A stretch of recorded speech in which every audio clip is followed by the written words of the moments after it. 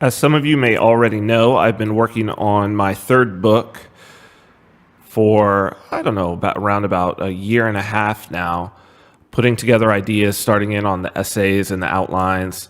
And it had felt like most of it was there. Most of the concepts were there. For those of you who've read my previous two books, you know sort of the structure of a series of essays that are all related to each other and sort of take you through a narrative of forming a particular argument.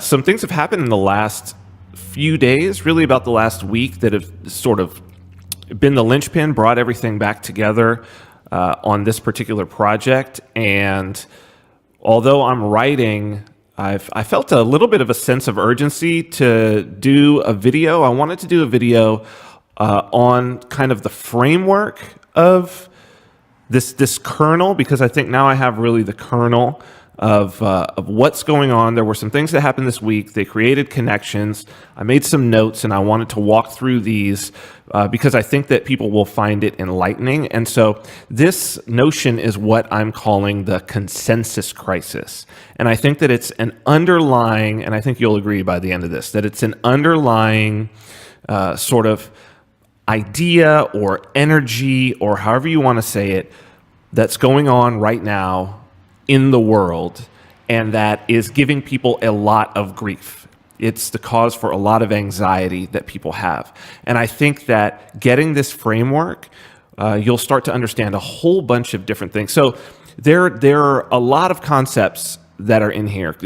Conspiracy theories, the Mandela effect. That one just sort of came in, and I realized, oh wow, this is actually something. The censorship on social media, the rise of identity politics, increase in tribalism and populism, Bitcoin, and how that's potentially a lifeboat and kind of an awesome foundation. So I wanted to do this because when we talk about all of those things that I just mentioned, people have been commenting on them across sort of modern culture, across all kinds of languages. We see these ideas permeating all around the world, creating conflict, creating anxiety. So I wanted to do this because I've been working on this framework. I had a lot of it and understood an idea of what was going on. Now I'm able to articulate it much better. And the reason I want to do this is because really, I see a lot of people seeing this as negative, and I think that the anxiety is a negative, but people are wanting to sort of stop it or turn the clock back. And the thing is, it can't be stopped. The clock can't be turned back. This is a motion that's happening. But the thing is that it can be navigated with a lot less stress and anxiety. So there's a shift taking place, and it's a shift that I've been writing about and talking about for years. So anybody who's been following me, who's read my stuff, my articles, watched my video series. I mean, there's my video series from years ago called The Ascendant Project, where I think it's like 18 hours long, really walking through my idea at that time and what I understood about the shift.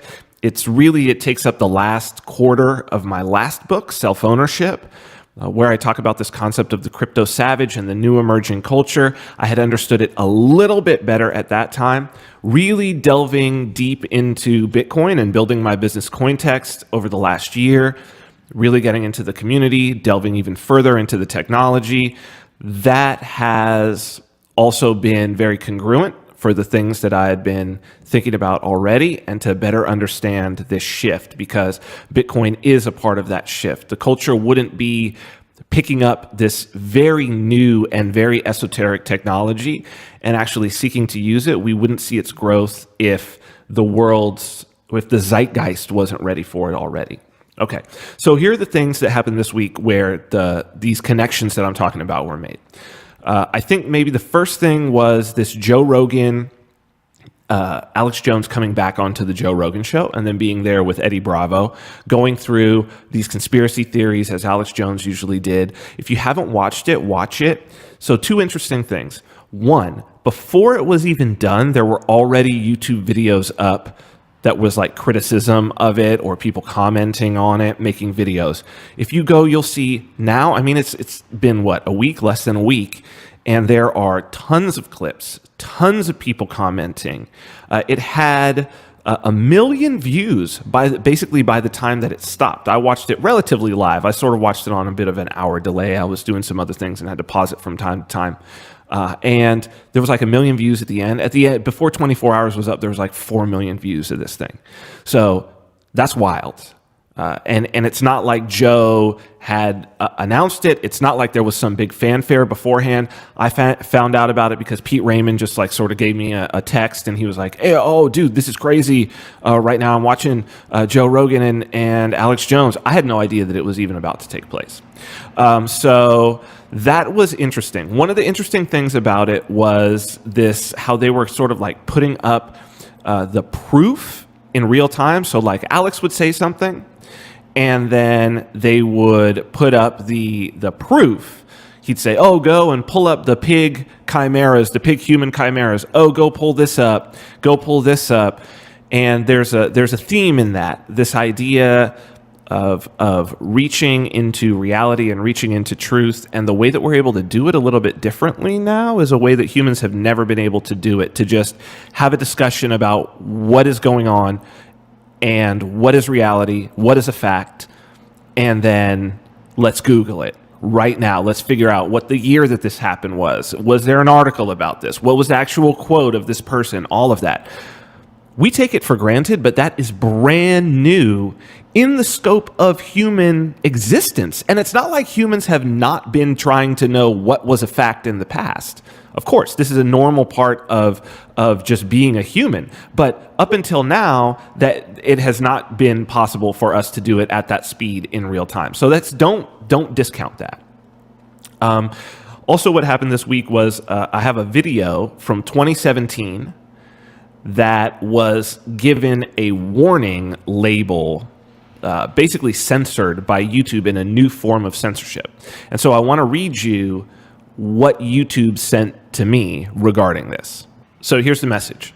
Your video, The Vin Armani Show, from May 29th, 2017, with Jack Spirko, was flagged to us by the YouTube community.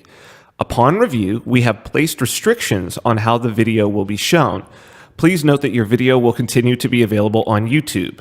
And then the video content restrictions. We believe in free expression, even when that expression is unpopular or potentially offensive to some viewers.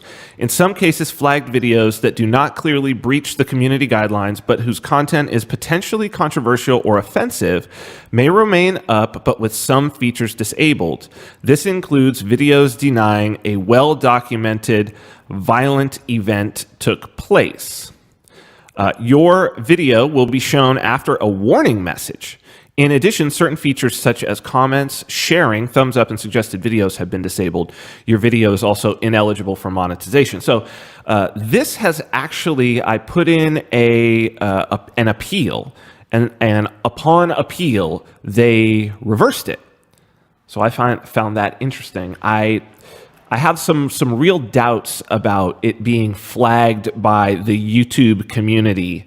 What had happened in this video was, in the beginning of this video, the first hour, we looked at, which was a common thing for us to do on the show. The Manchester bombing had just happened. There were tons of inconsistencies in the reporting between the different media outlets. And so we were pointing that out and saying, okay, the official narrative is even screwed up in and of itself. Like, here are the inconsistencies. That was a huge part of the show. It was like a critical analysis of the media.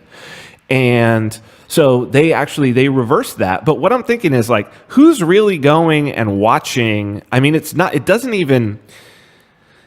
honestly, that particular video, if you go and look at it, it's not even tagged with anything like Manchester bombing or anything like that. Somebody would have to have gone back to the Jack Spirko episode and been wanting to watch for Jack Spirko, I guess, and watch that first hour all the way back 2 years ago. So I have a strong feeling that this was actually an algorithm, which is an important part of this whole thing. So then Project Veritas, they released a report on active back-end manipulation of content by Facebook. And I think it was in watching that some Mandela Effect videos started popping up, or I got into a bit of a YouTube rabbit hole when yesterday afternoon and then into the evening. And I ended up watching this really interesting video where this guy was talking about the Mandela Effect, and his basic premise was that we all died in 2012. And it had a bunch of views, like way disproportionate to his other videos.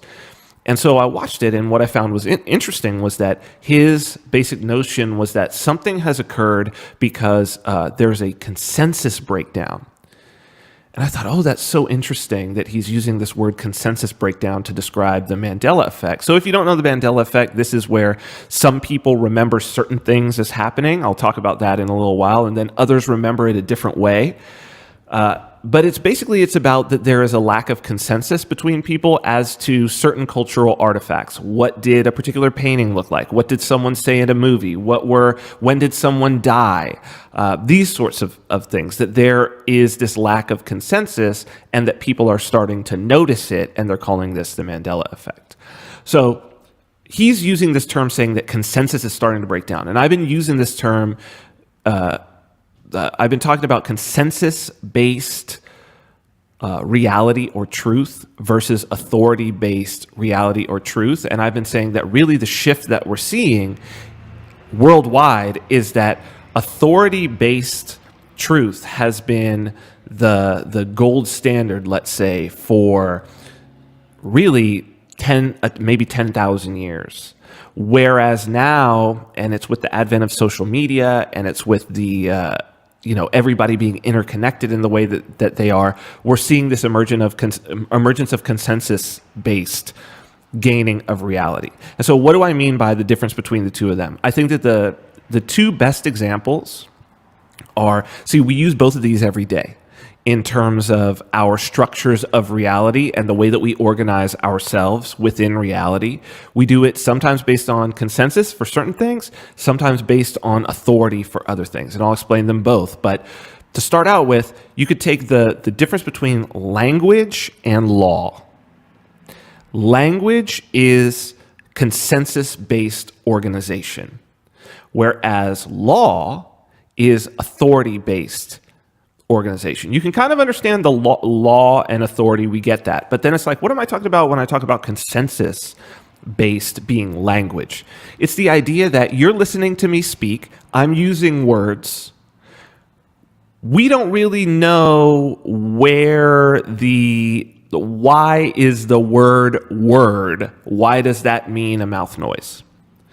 We can go back and we can go into sort of the etymology of various different words, and we can see, it arrived from this place, but why was it even called that in the first place? And then how did it change?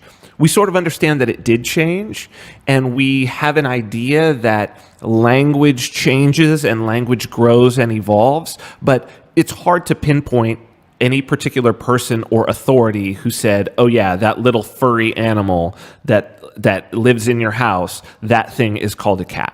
And why is that the reality that the mouth noise that is cat is the one that it should be? There's for every language, there's a word for that, and it's not cat in every language. So language, more importantly, we'll call it lexicon, which really means a dictionary, and we'll use that the lexicon, the dictionary that you have, has sort of evolved in an organic way through consensus, okay? So when we think of authority-based structures, they're hierarchies. That's an authority-based structure, and there's a top. So you think about, you go and you type in hierarchy diagram, and what you're going to wind up with, just type that into Google, go to images, invariably you're going to see a whole bunch of pyramids, basically. And so that's what the symbol of the pyramid is a representation of. It's a representation of a hierarchy. And whereas consensus-based structures are networks, go type in network diagram. Instead, what you're going to see is something that looks way more organic, with these sort of these centers that then pop out into these, ends up looking much more sort of circular and organic, much more chaotic as well, less ordered, much more chaotic, much more organic. And so this is also, we could see consensus-based truth is an organic truth, is a chaotic truth, and authority-based truth or reality is an ordered truth. So what's interesting, hierarchies have a top, right? The top of the pyramid, that's the buck stops here, right? That's the ultimate authority. So in a church structure, that would be something like God. In a corporate structure, that might be something like the president and CEO. In a governmental structure, that would be something like or a military structure, that would be something like the commander-in-chief. Just the chief in general is going to be that individual at the top of the hierarchy, and then down from there is like the general, the lieutenants, right? The sergeants, the privates. And there's more privates than there are sergeants, and there's more sergeants than there are lieutenants, and there's more lieutenants than there are generals. And that's how you get that hierarchical structure. So with consensus-based structures, when you're talking about a network, networks don't have a top because, see, they're flat like this.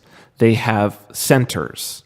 And from out of those, they have hubs. From out of those centers, you have the different nodes. So they have nodes, and nodes are connected to different nodes, and the nodes that have the highest number of connections, when you draw out the topology, look like they're at the center. Everything's connecting to them. So you could go and type in network diagram, and you'll come up with that sort of stuff. So this is my own thought of why these two forms would have developed, what is the good use for them, and why we've been in a authority-based paradigm for, let's say, the last 10,000 years, is because authority-based structure is really, really suited for fast communication of truth, of reality, or of commands, which is great for when it needs to be quick across a lot of people that need to specialize, but also move as one group, move as one entity, in an ordered way. So hunting, war, right? A better organized army with a chain. Why do armies have a chain of command? Because it works. If you receive an order from someone who is of a higher rank than you, you don't question it. That's authority-based reality. You've received an order from an authority. You don't question it, you just move. And think about the speed with which you can communicate with even hundreds of thousands of people if you're a general to get this group, I want that group to go left. And it's like, communicate that to the lieutenant. He communicates that to his few sergeants. They communicate that to all of them. And all of a sudden, boom, they all move left. Right? Them move right, boom. Now, you couldn't communicate to each and every person because you have a lack of communication technology in the beginning as these structures come up. And this is what I believe is changing, right? So a consensus-based structure, to get to reality, it takes way more iterations to figure out, well, what is that thing called?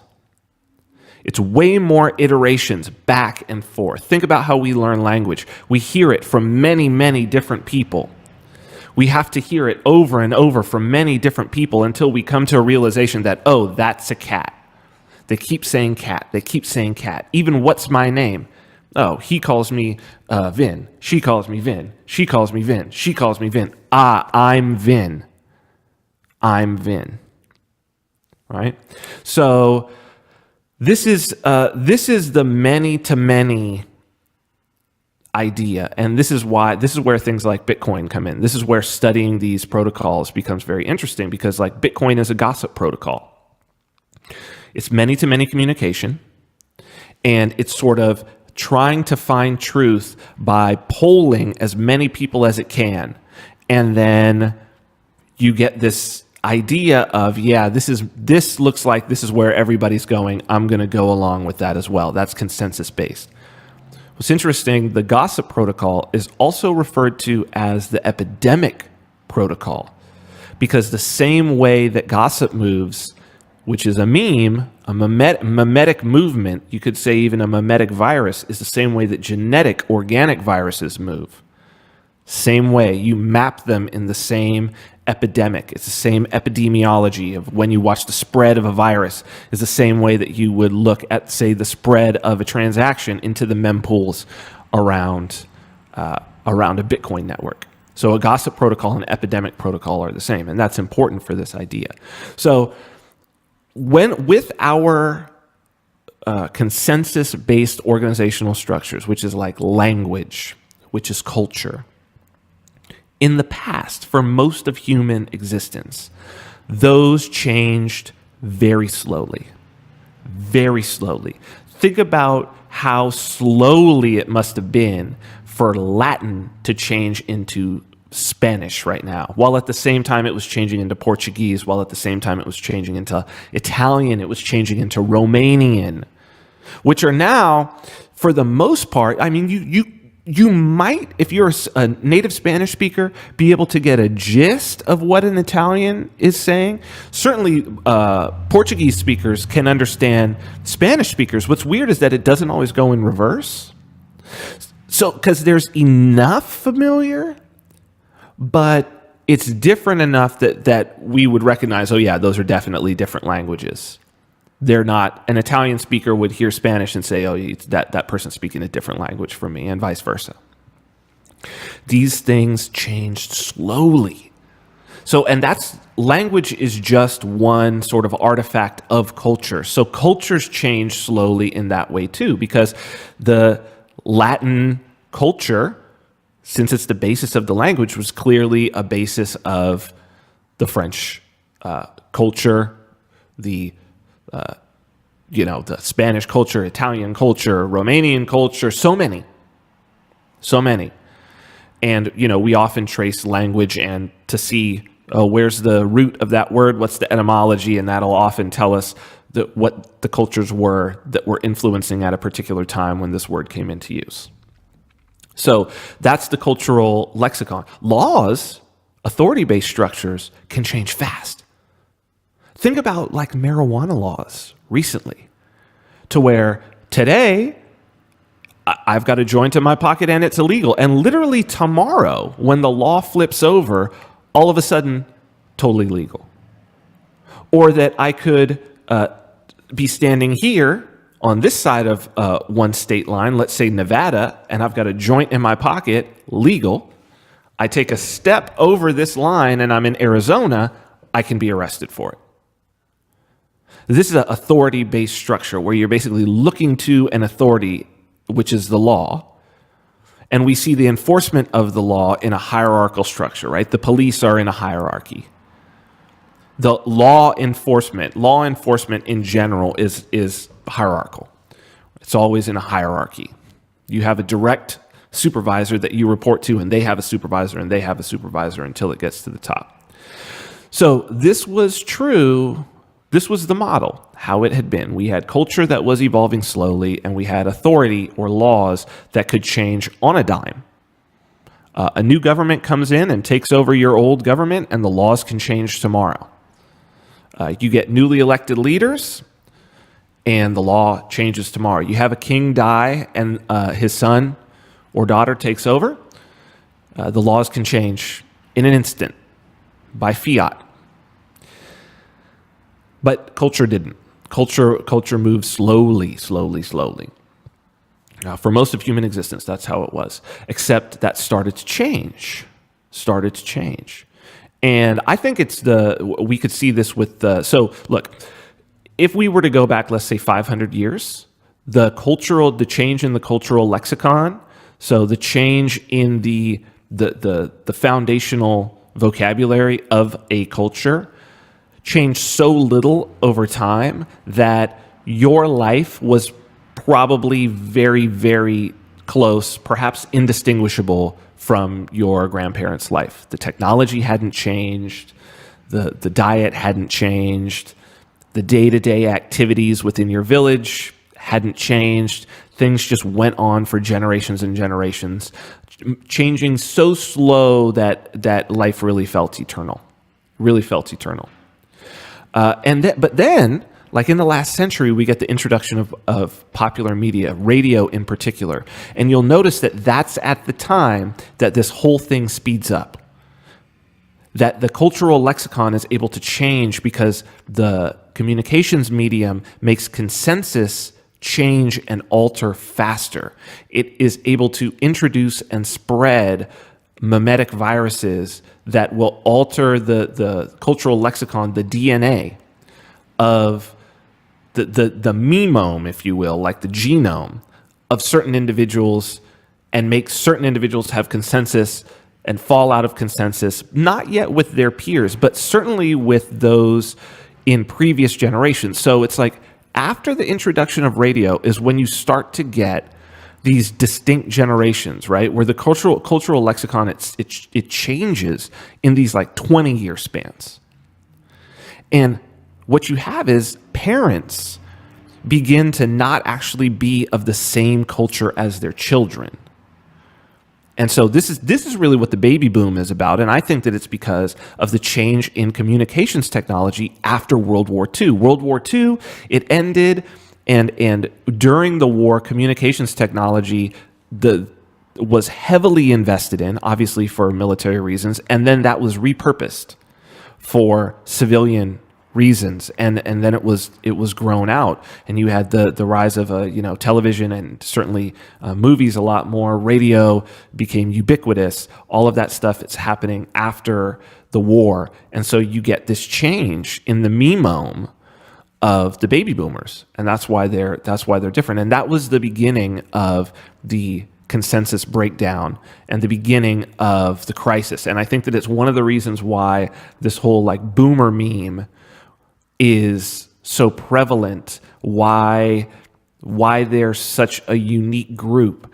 They were the first group that had the idea that their children were going to have a different culture than they did, because that was the case. But that was mind-boggling to their parents, who were still part of that sort of very, very slow change in the cultural lexicon.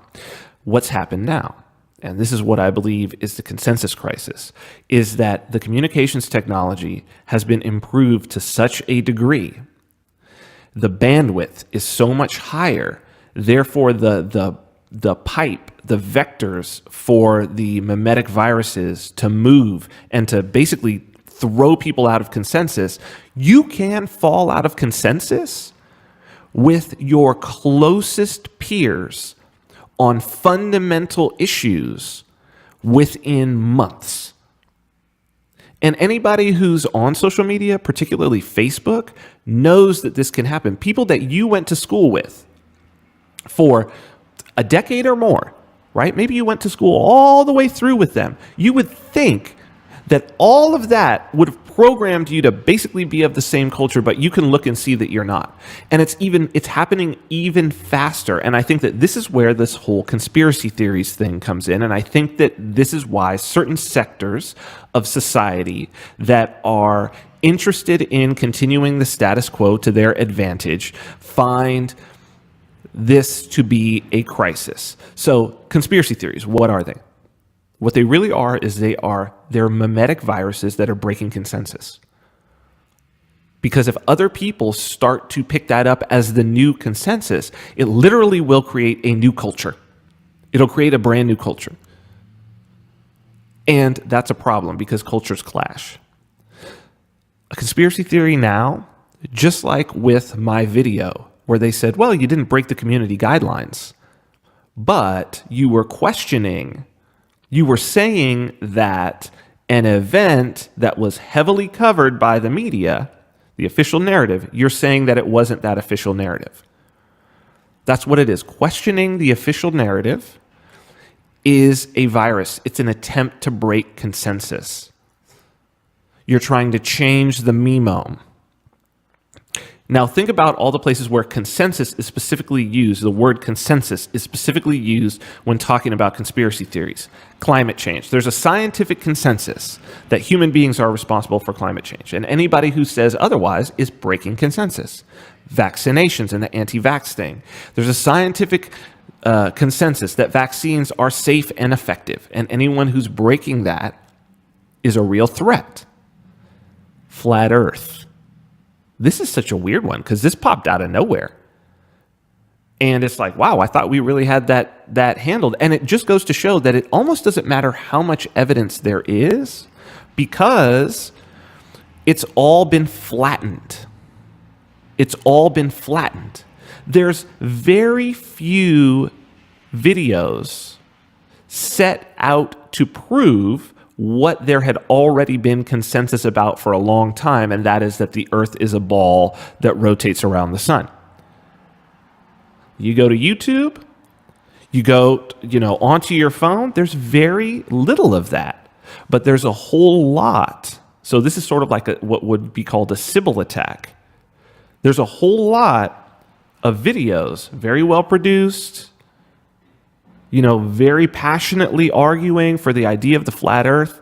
And then you've got the algorithms, the YouTube algorithms, that if you start watching flat Earth videos, it's just going to show you more flat Earth videos. And your brain starts to believe that, oh, that's actually the consensus. And then you follow along. So this is important. What else are the things? Russian election interference. Oh, there's a consensus among the intelligence agencies that the Russians interfered with the election. Of course, 9/11 and other attacks. Right, the official narrative, the consensus that this is what happened. Scientists have looked at that. Political people, we've investigated, we've done all of this.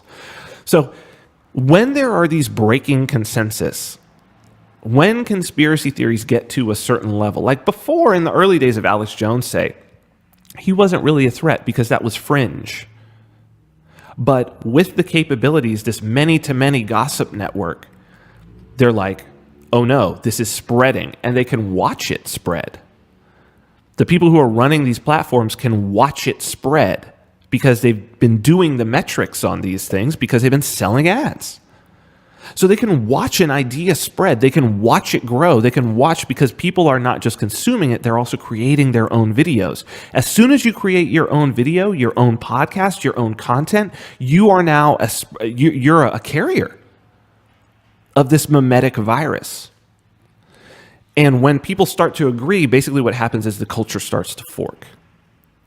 And every time that you accept one thing, so for instance, if you accept flat Earth and that becomes your new consensus, think about all of the things. This was evident on the Alex Jones, Joe Rogan show, because Eddie Bravo was on there too. And it's like, well, if you accept that flat Earth, you saw this with him. You have to accept that space isn't real either.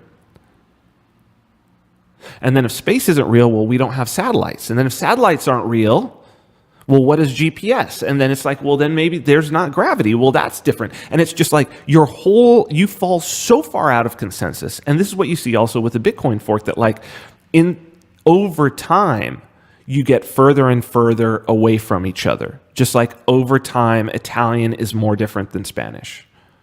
And it continues going. And so now we're fractionating super fast.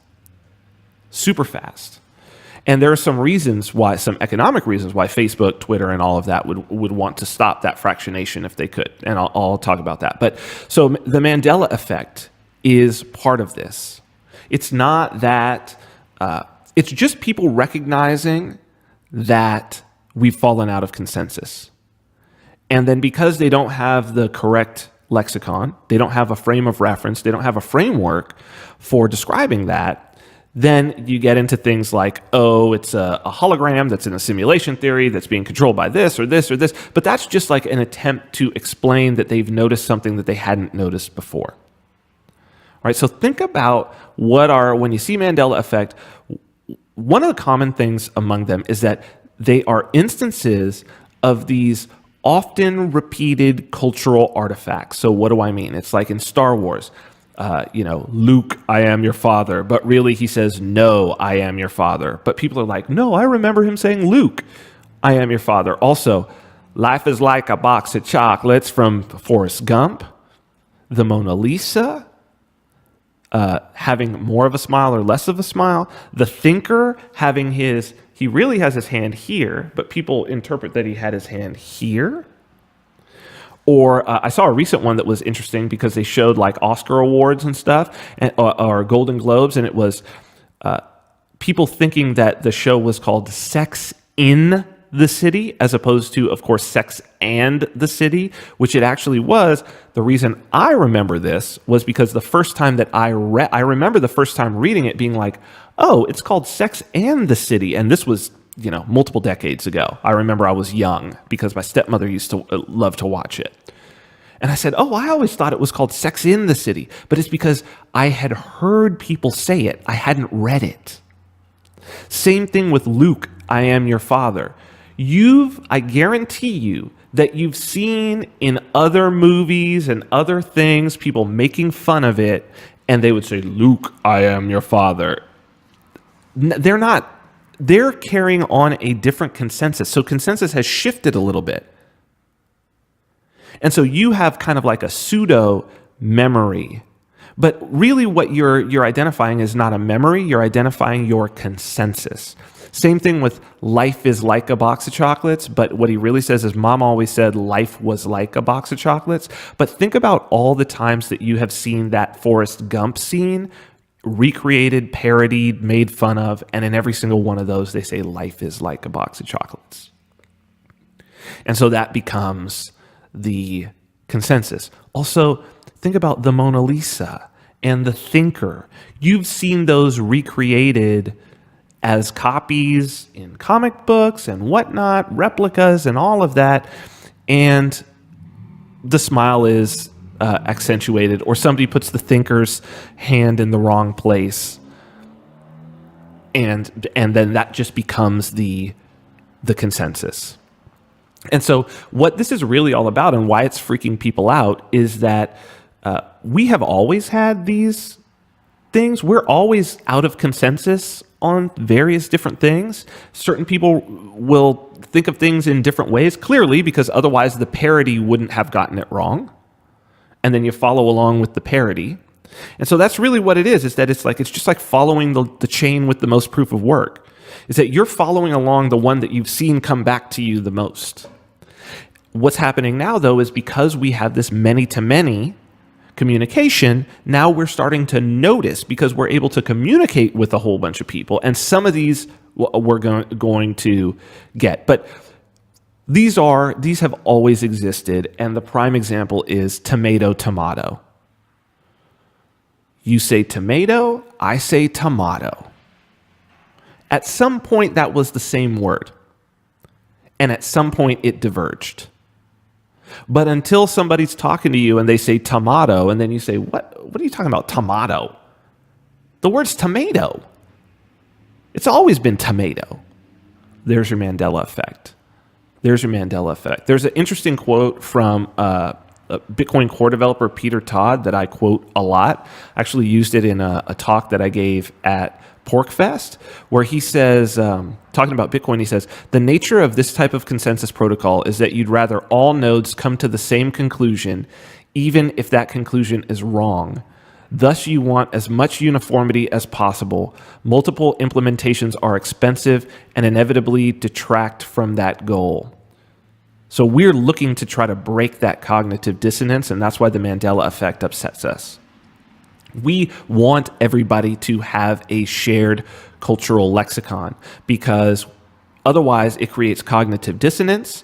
Cognitive dissonance en masse creates a breakup of a culture.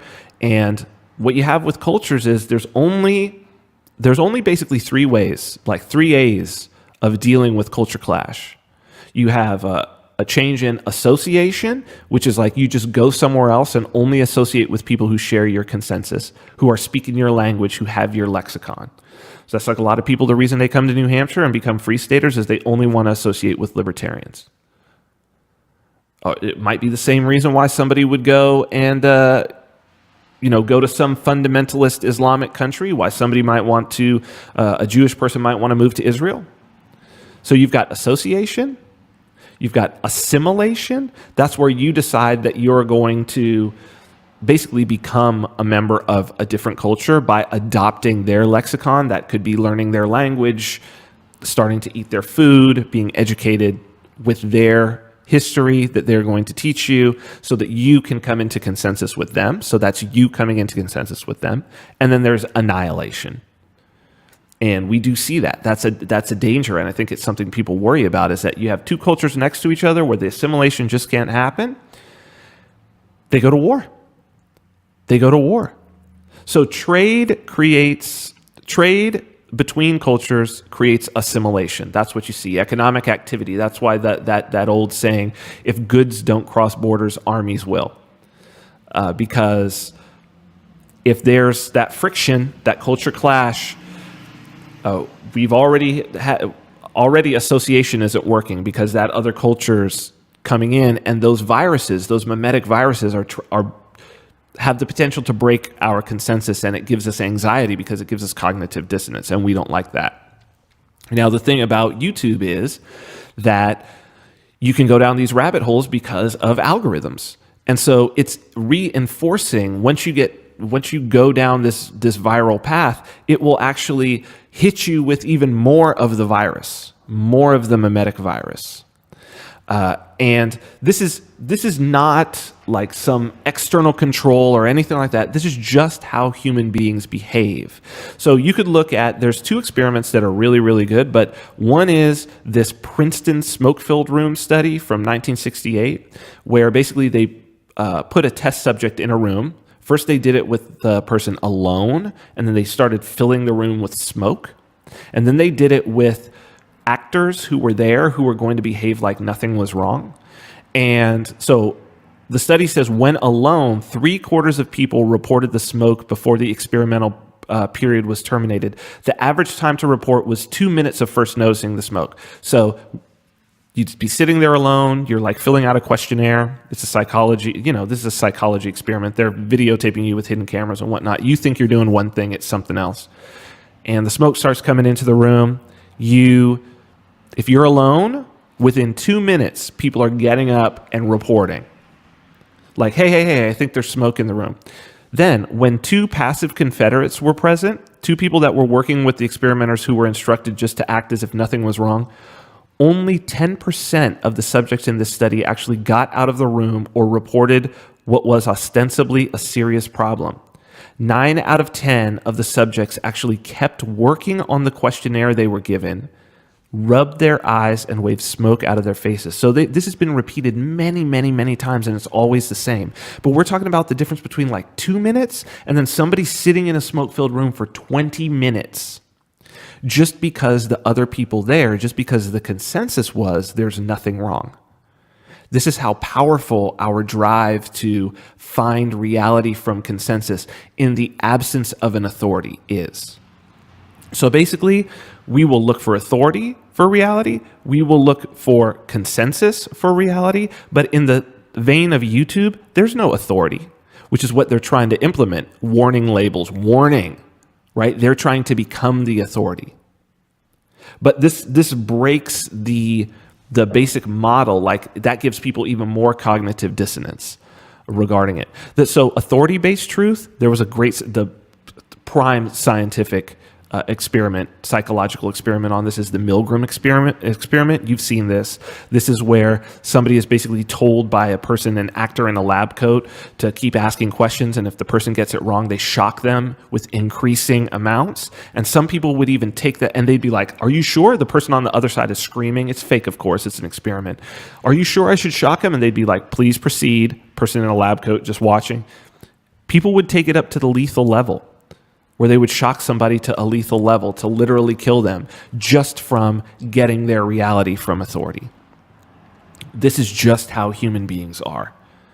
And so we've had an authority-based system, and what you see is authorities breaking down. We no longer have the television networks as authorities.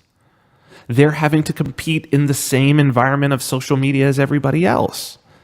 The best that they can do is to use the consensus mechanisms of a Sybil attack. Like, what's a Sybil attack? You just spin up a whole bunch of identities and have them all do something. These are like sock puppet accounts, Russian bots. All of this is a manipulation of the fact that we're getting our reality from the consensus in real time, the cultural consensus. And so that's what it's about. It's about, the censorship is really just an attempt by this old authoritative structure to try to control these mimetic outbreaks. It's quarantine. being launched by the hierarchy that's in control of the environment, which are the social media platforms. And you should expect this because that hierarchy comes out of both academia, which is a hierarchy, and the corporate structure, which is a hierarchy.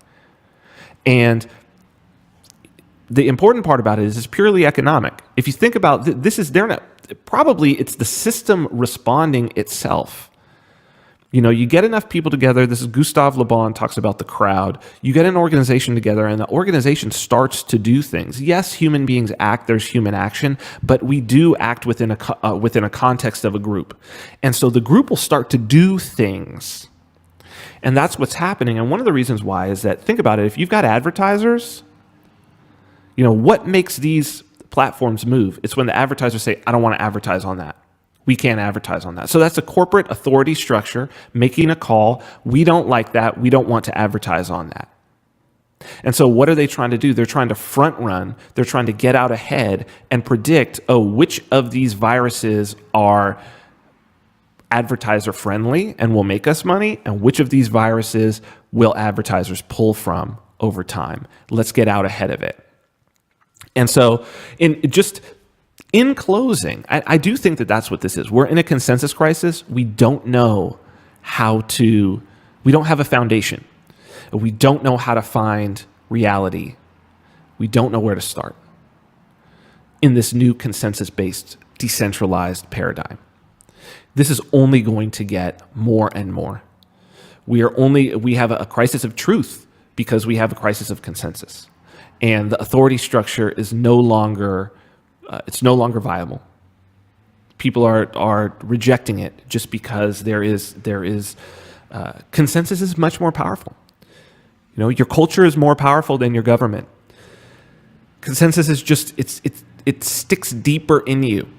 Our desire to follow the herd is much stronger than our desire to follow authority. We know this. Authority has to become increasingly brutal. And eventually there's just not the resources to overcome culture. Culture always wins. It's a leading indicator of politics. It always wins. And so what we have now is we have a fragmentation. And that's why you see so many people talking about, lamenting the loss of Western culture. Yeah, that's real.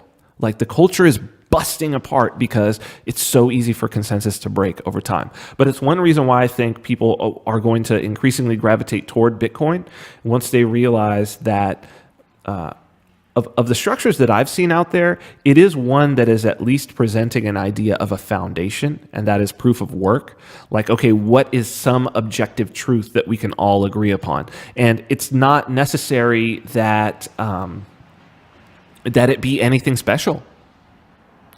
It just has to be some axiom and some idea. And that's why I think proof of work is that, to where there's the math involved, to where we can, with this sort of objective mathematics, the postmodernists would say even that's not necessarily objective, it's true to some degree, but we got to have something to start with.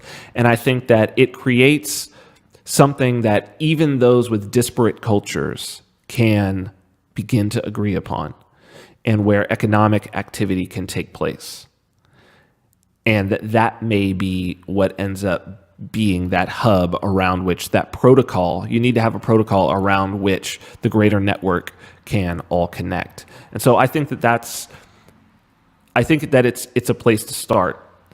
And it is certainly something that I'm going to be writing about and talking about more.